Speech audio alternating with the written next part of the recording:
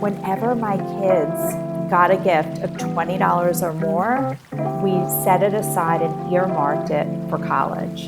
You can provide for their college without you actually taking your own money, so you could still prioritize your retirement so both of you could be taken care of. Hello. This is Samantha Saxby with another episode of Moms with Benefits. And today we are talking to Alissa Maizes.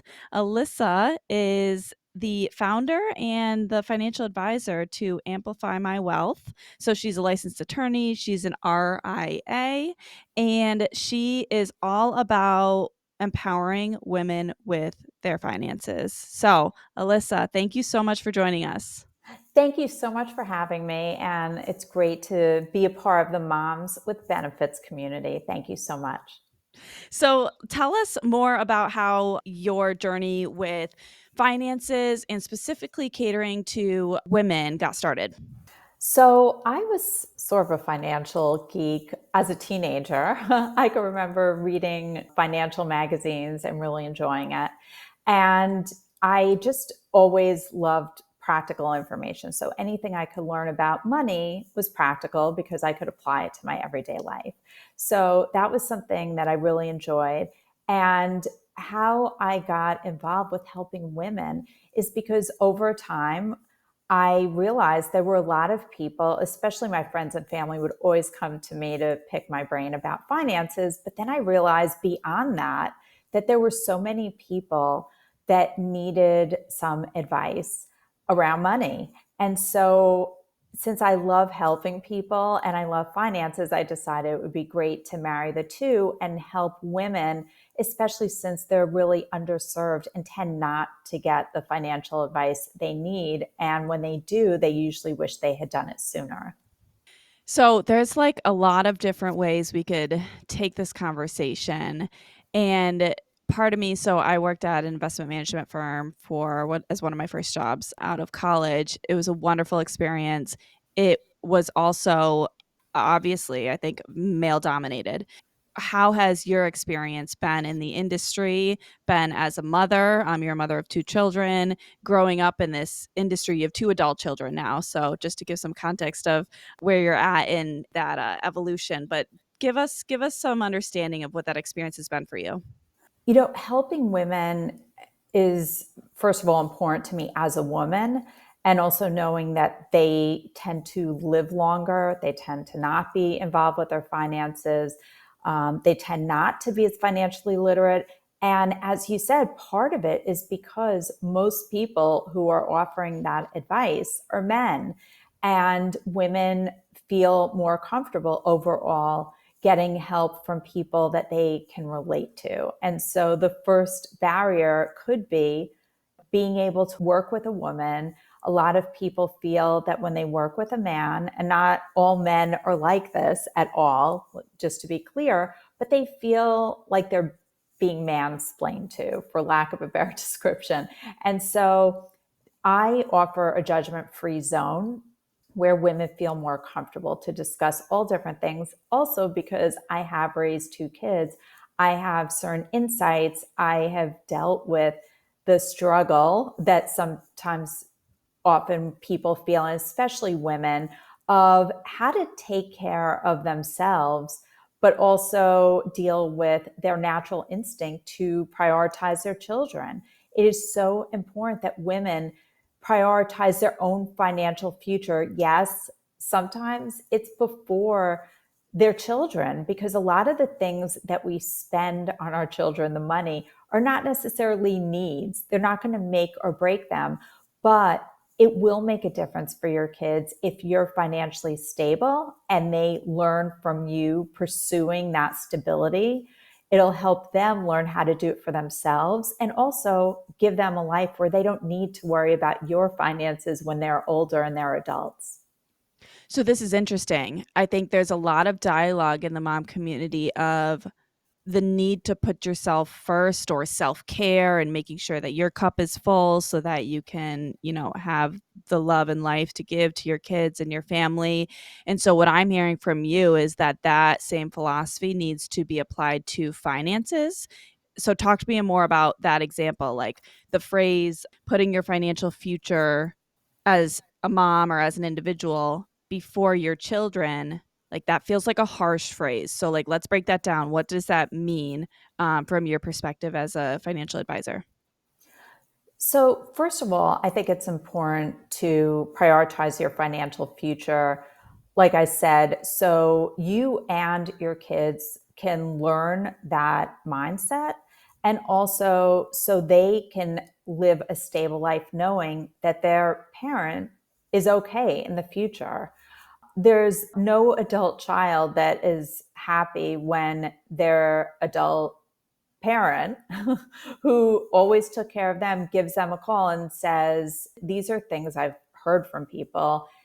Their parents are declaring bankruptcy. They don't know where they're going to live or how they're going to pay their bills, or that their parents expect them to pay their mortgage on top of, most more than not, they have their own mortgage, they're raising their own kids, they're paying, maybe their student loans, maybe even credit card debt.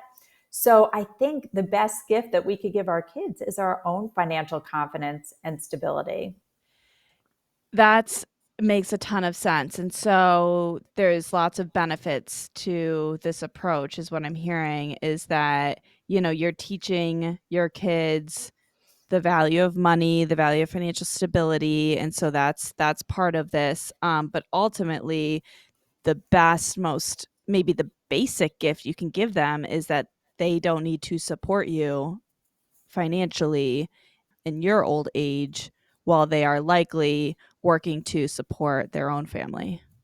Exactly. That is spot on. And as far as what you mentioned before about the concept of self care, a lot of times people don't even realize it until they feel more financially secure that they were stressed about finances beforehand. So I've helped clients where after everything is simplified and put together and they could see that they're on the path to where they need to be, they start realizing that they are not stressed. They didn't even realize they were stressed beforehand, but now they're realizing they're less stressed. And that is always the best conversation when someone says to me, I didn't even realize I was stressed. And now I realize I was, and I feel great. And so that is self care too. And also knowing that if something happens while you're building your wealth, in your family, whether you lose your job or your marriage ends unexpectedly, or there's a disability or loss of life, these unpredictable things at times, that you're going to be financially secure, that is not something you need to worry about, that's the thing that gives you the peace of mind to keep on going on and figure out what your next steps are. I would love for you to share some examples of, we talk about if you're feeling stressed about finances versus if you're feeling financially confident about finances. Like, what are the signs, or what are some examples, or what are some of your clients shared with you that you recognize, oh, they're stressed, or oh, no, they're confident? Sometimes people have no idea how they spend their money. They might have never figured out how much net worth they have. That's usually a sign of something, although I don't think it's common for people to sit and calculate their net worth. If anyone wants to do that, basically you add up all your assets and you subtract all your debt. And when I say assets, it could be a home. You could include the value of a car. Look at Zillow and Kelley Blue Book for those things to get a basic idea. And then all your debt. So a lot of times people graduate college and they don't have a positive net worth.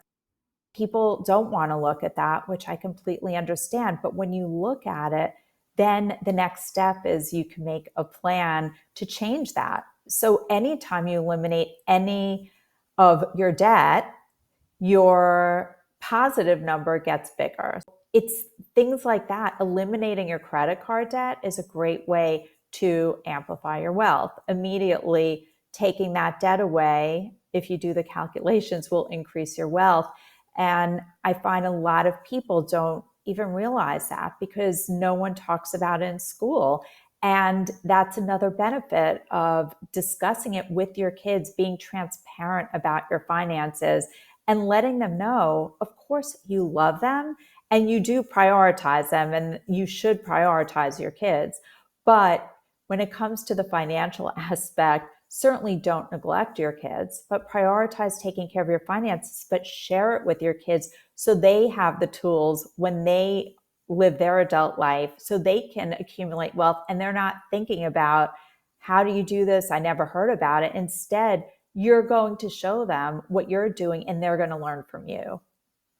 Yeah, that's great. And so, how young do you recommend your clients start talking about finances with their kids? Like, I know there's this concept of loud financial parenting. So do you buy into that concept? Their clients, A, and B, personally, what was your experience like with your two kids? So it's funny that you say that. So in TikTok, loud budgeting came into place just this year. It might have Hmm. even been the end of 2023, but I think it was the beginning of 2024. And so when I started, I'm not on TikTok, but when I started reading about it, I realized, I'm like, wait, I've been doing loud financial parenting. So I sort of started using that as a term, although not, it would be great if I created a trend, and I'd love to do that because I realized, wait, I've been doing that. So loud budgeting is when you share. So for instance, Samantha, if I say to you, let's go out to eat, and this is where I want to go, you might have budgeted a certain amount of money for eating out. And you might say, I'd love to eat out with you, Alyssa, but can we go to this restaurant instead? But the difference is, the loud part is you telling me, you might mention it's not what I planned for, your comfort level. So not everyone's going to feel comfortable doing it. Doing it with your kids, like your kids are going to look up to you no matter what, especially the earlier you start. So I was always open with my kids about financial things. So I love sharing this, especially Samantha. Your child's about to turn a year old. So you can use all of these tips, right? So one of the things I did was, whenever my kids got a gift of $20 or more, we set it aside and earmarked it for college. So imagine that alone can grow your child's wealth. Now it's their money, but instead of getting things that they don't need or they might not want to play with in a month, you can provide for their college without you actually taking your own money. So you could still prioritize your retirement while they're young, especially while they're young. So both of you could be taken care of, not just one or the other, but you could take care of both of you.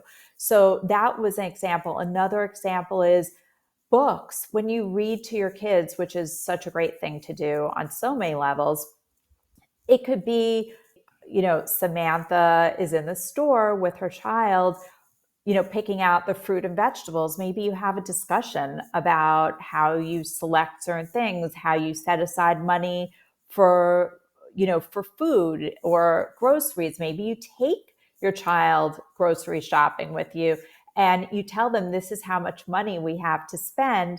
Let's find healthy choices. Let's see what's on sale, whatever it is.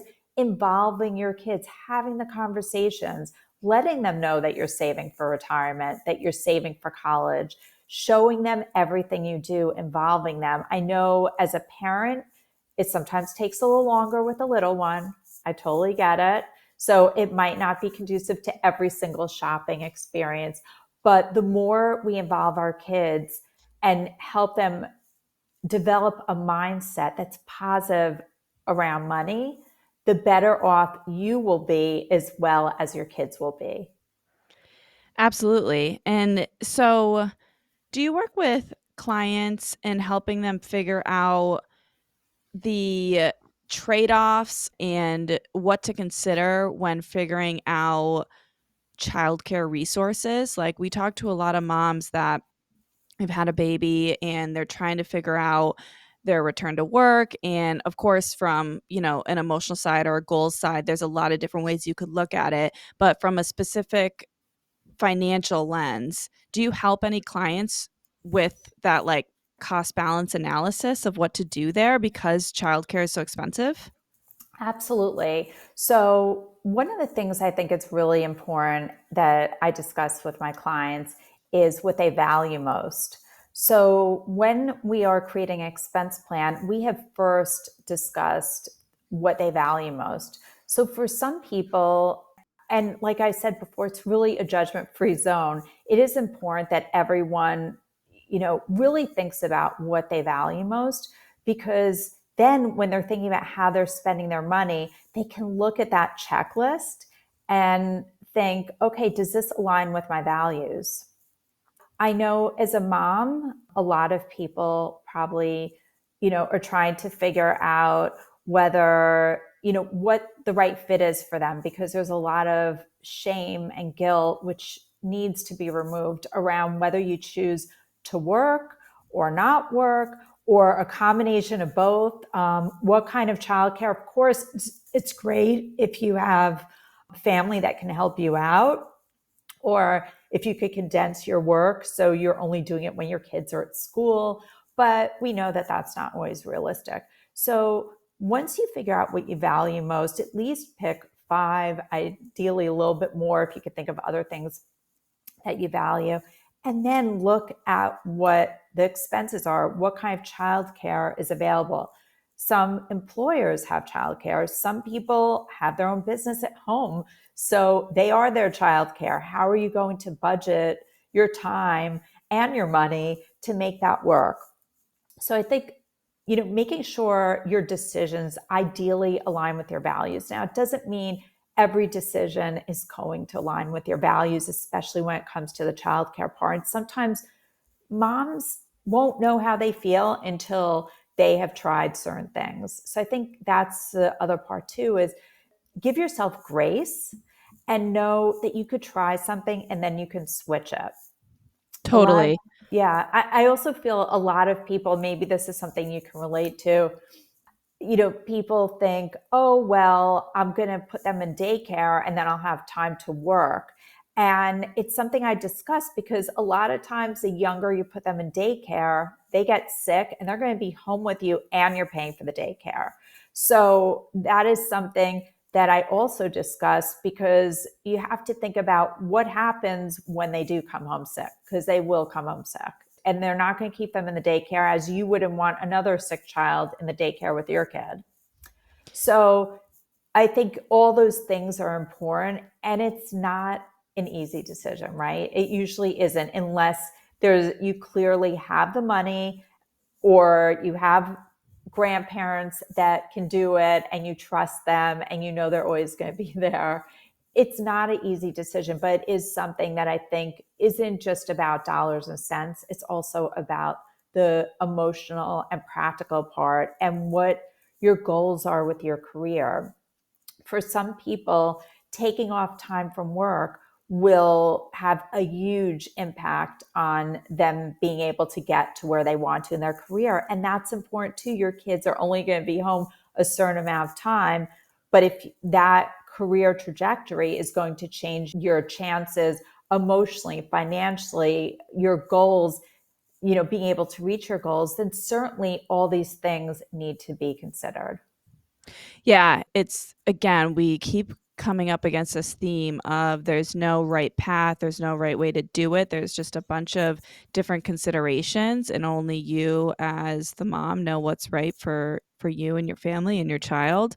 And so we like to bucket it into like four different buckets of like the impact of motherhood, and that is emotionally, mentally, physically, and financially. And so there's all these different components to assess, evaluate, continue to question. And I love the point that you made was that you're allowed to change your mind. Like whatever you choose today, like you can make a different decision the next day, or in 3 months from now, or in a year from now. And so nothing is permanent. And so that's life, right? We can continue to reevaluate and figure out what's currently serving us, or what may need to be adjusted. Yeah, I actually, Samantha, when I had my first child, I was on maternity leave, and then something happened with respect to a childcare experience, and I decided not to go back to my job. But I didn't understand the long-term trajectory of how that would impact career options or, things like that. I didn't have someone to discuss those things with. I had the people in my life, and sometimes removing ourselves from the people who think they know what's best for you so you can make your own decision is the best decision that you can make because it helps you see everything. Yeah, I think that's a great point, and I also feel like hearing, the comments about the potential impact on a woman's career trajectory, it does feel like there's a lot of dialogue in the space right now about the motherhood penalty, about that, and about how the pivot that moms or any parents are doing to raise their child, like that is work. It's unpaid work, but it's work. And so there's a skill set that goes into that, and that those skill sets can be applied to a paid job. And so it's kind of reframing the narrative around this time away from paid work, and it's really interesting to kind of be part of the dialogue and to listen to those that are much more knowledgeable than me in the space to move that conversation forward. No, it's true. I think the other thing is when you do empower yourself with your finances, you can make different decisions. So, whether, right now, everyone also talks about how both parents need to work, which, based on the cost of things, I could see where that conversation would go. But the other thing is we can adjust our lifestyle. So, if you or your spouse or partner would like to spend some time or work part time or whatever it might be, I think it's important also to open up our minds to what we could do with how we spend our money. So this way we can make those choices instead of everyone thinking it's all about the grind and you have no other choice. There might be other choices. Maybe it's a smaller home. Maybe it's one car instead of two cars.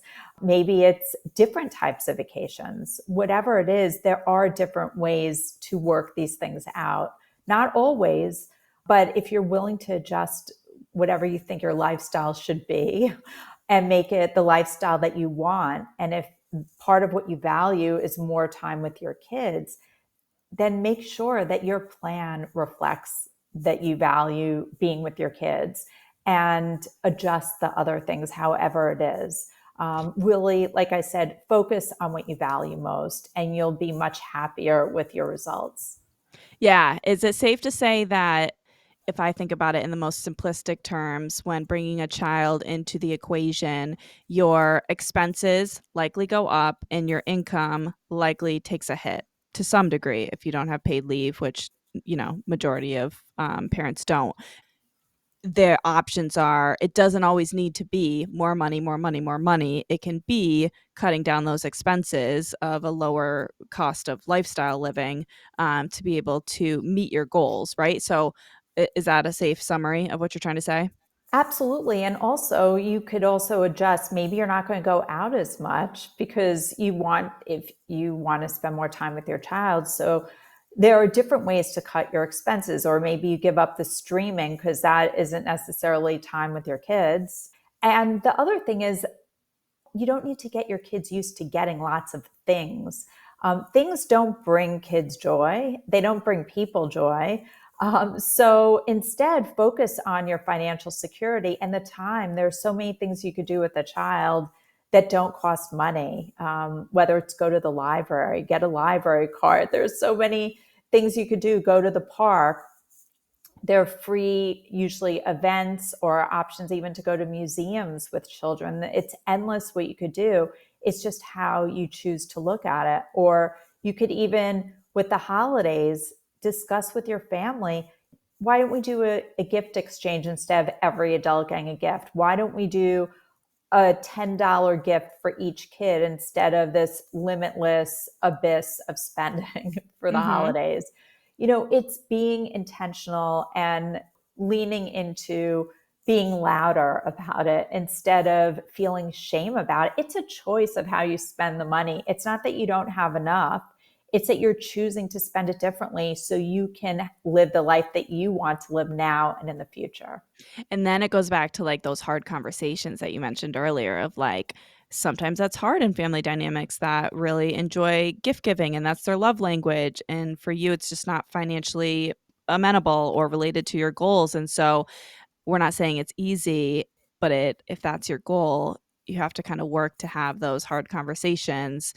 And if it's meant to be, like, and they support you on your journey and your, family goals, then you should be able to come to a solution for both of you. Yeah. And the other thing is, most people live paycheck to paycheck, have credit card debt, and experience financial stress. So while you might want to hesitate having those difficult conversations with the people in your life, think about the fact that you actually might give them relief too. Initially, they might be defensive and say no, but more often than not, my clients that have those difficult conversations get a positive response.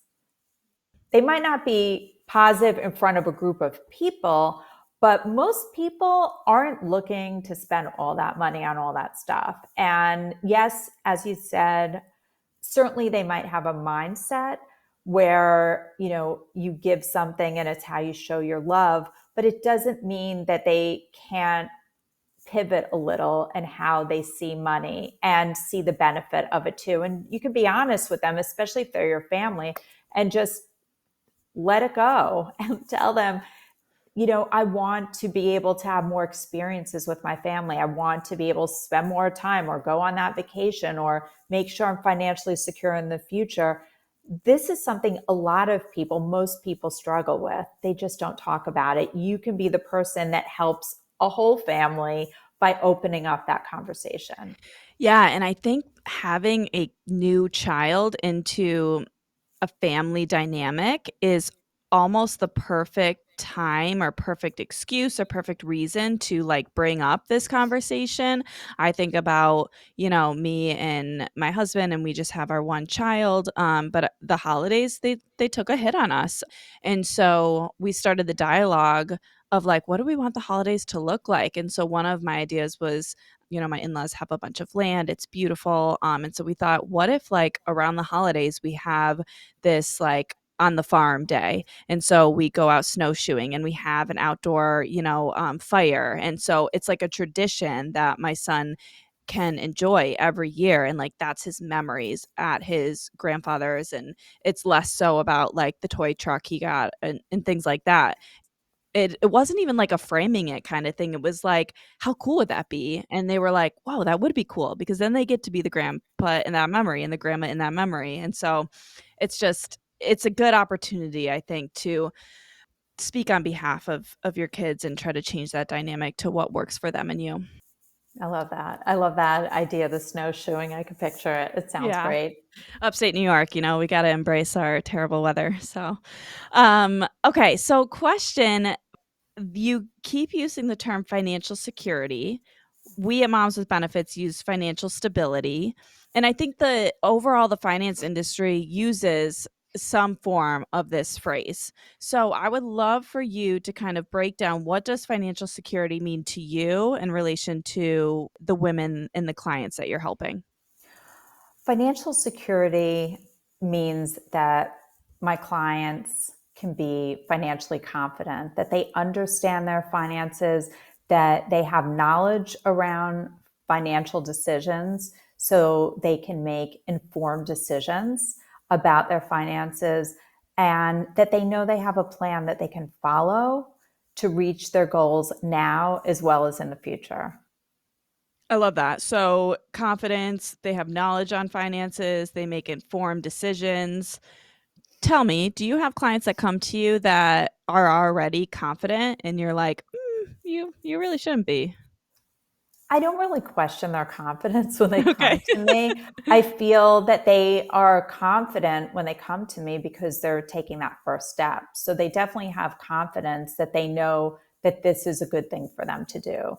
So where they would like to be is to be more financially confident. So I definitely think they have confidence. It just might not be the knowledge that they will get so they can be financially confident. They might not understand exactly what their finances look like. As we discussed in the beginning, the idea of understanding your net worth is really an eye-opening experience for people to really see what is your net worth, what are your assets, what is your debt, and do you come up with a positive or a negative number. A lot of people have no idea what that looks like for them. And so that is usually the first eye-opening experience. And then how to determine your values, also work on your mindset, because often your financial mindset is impacting your ability to increase your wealth, because you might be setting barriers in the way that you're unaware of. So it's working on all those things, and then with the plan, implementing it to get to where you'd like to be. And so when you say that you help your clients feel confident and make informed decisions is the phrase you used, informed decisions. And so do you feel that your role as a financial advisor is to help them understand the trade-offs, the pros and cons, their options in a certain situation, but ultimately you leave the decision up to the client? Or do you feel like most of the time clients look to you to make a decision for them?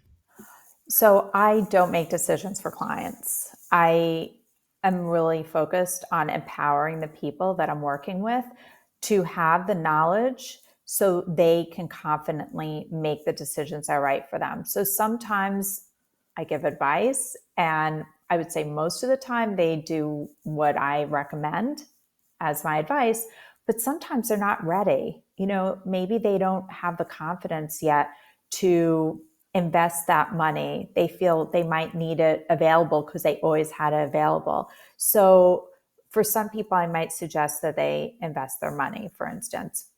Maybe right now interest rates are high, so they put in a high yield savings account, and then a month or two later we're still talking about it, and they say, something, I'm ready to do it now. And then we'll set up, dollar cost averaging each month to invest that money. So it's a matter of, I think they're all confident because they come to me, they have to have confidence to want to do this. But then it's when they're confident enough to make each of these decisions varies. But most people, like I said, they'll follow my advice for sure. But I want them to be ready to do it. I don't want to push people to do something they're not comfortable with. It is definitely a growing process. It doesn't happen overnight, but you do see results quicker than you'd expect because they're coming to you wanting to make a difference with their finances. And another question that I want to circle back to is you mentioned in the beginning that women live longer. How does that impact how you think about your advice and education that you give to your female clients?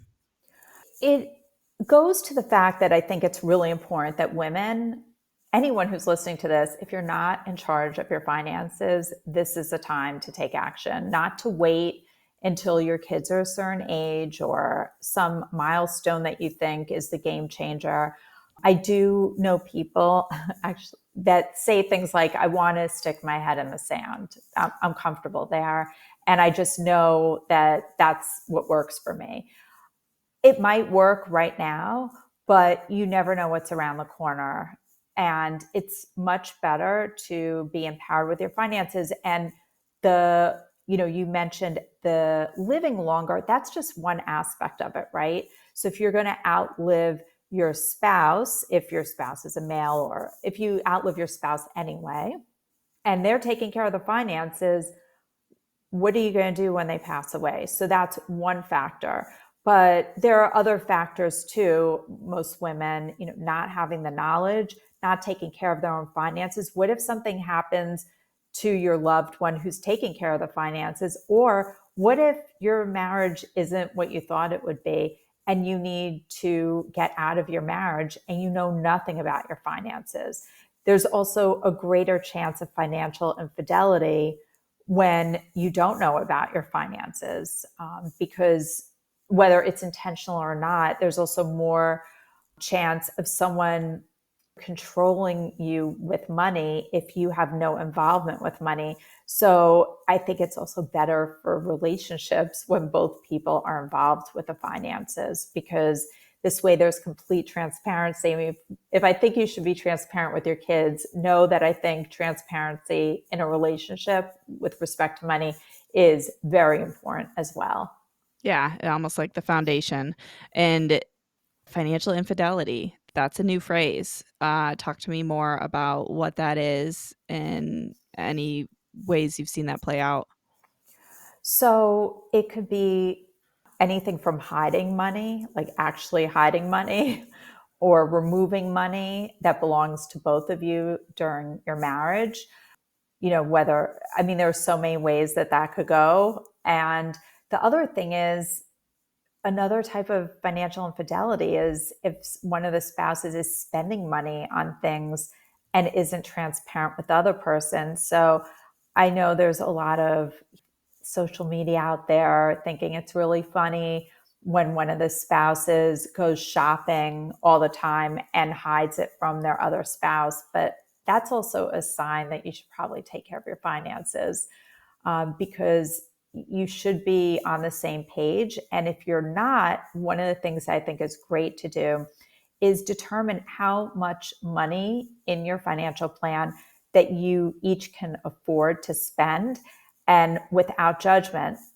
So, Samantha, if you love snowshoeing, but you're with someone who loves gardening, and they hate snowshoeing and you think gardening is the silliest thing, then how much can you afford to set aside? So this way, each of you each month are putting that amount into a separate savings account for each of you, where the other person doesn't judge because you've agreed to the dollar amount. And if you decide you want to get those new snowshoes that cost $1,000, I don't even know if there are, but I'm sure in this world there are. And maybe you're only putting 100 a month, so you might have to wait 10 months to buy those snowshoes, but you can buy them with no judgment, right? Yeah. Because you took that money. So I think that's a great way of dealing with the fact that we each have different things we want to spend our money on without judging, in a healthy way, in a transparent way. Another thing that some couples do is they will have a dollar limit where before they spend that amount of money, they always discuss it with their spouse. So that's another way of being transparent. I like the idea of having some of your own discretionary money if that's important to you, because I feel this way you don't have to ask permission. But yes, at a certain level, if you're going to spend a lot of money in your financial plan, the way things work, it's important to have that discussion, I think.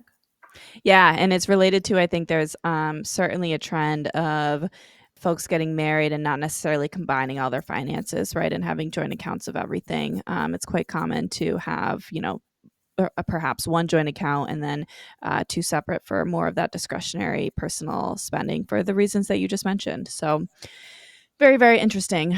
All right. Well, thank you so much, Alissa. We have covered so much. I feel like we could keep going for hours, but we got to cut it off here. But before we do, I want to play the fun little game at the end and get your insight as someone who is a financial advisor, as well as someone who has two adult sons now.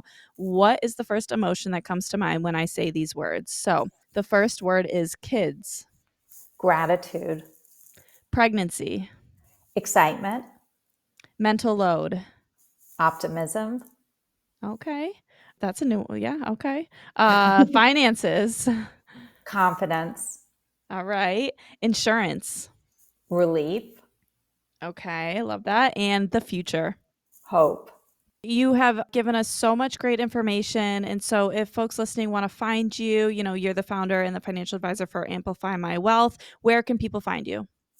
You can find me at amplifymywealth.com, as well as on Instagram at Amplify My Wealth, and on LinkedIn as well.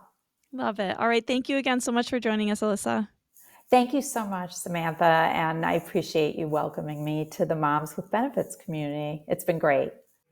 If you are currently expecting or just looking to plan ahead, check out perkyleave.com to learn more about your leave benefits. Moms with Benefits is chasing financial and emotional stability for motherhood. If you've resonated with any of the stories from our moms, we'd love for you to give us a rating and quick review to help spread the word. You'll also find Moms with Benefits on Instagram at momswithbenefits.org. Keep going and keep growing, Mama.